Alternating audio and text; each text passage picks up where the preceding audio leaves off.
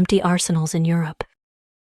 Europe is facing a significant military crisis due to budget cuts and a weakened weapons industry, as highlighted by Russia's invasion of Ukraine. The British military, Europe's largest defense spender, has only 150 deployable tanks and minimal long-range artillery. France, the second largest spender, lacks heavy artillery, and Germany's army has only enough ammunition for 2 days of battle. The decline in European military strength has been tolerated in the post-Cold War era, relying on the US's military dominance within NATO.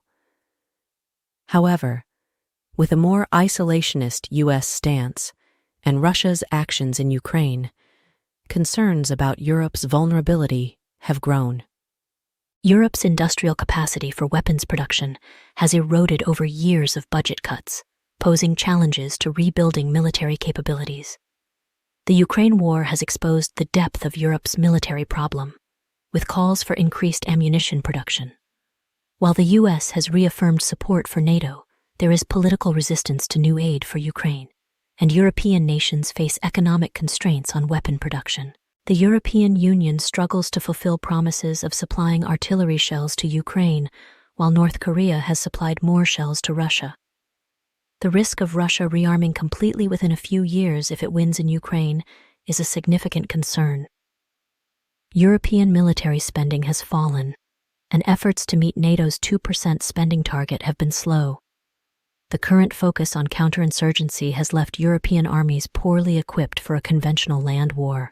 The Ukraine conflict has led some European countries, like Poland, to race to strengthen their military forces, while others are unprepared for a potential threat.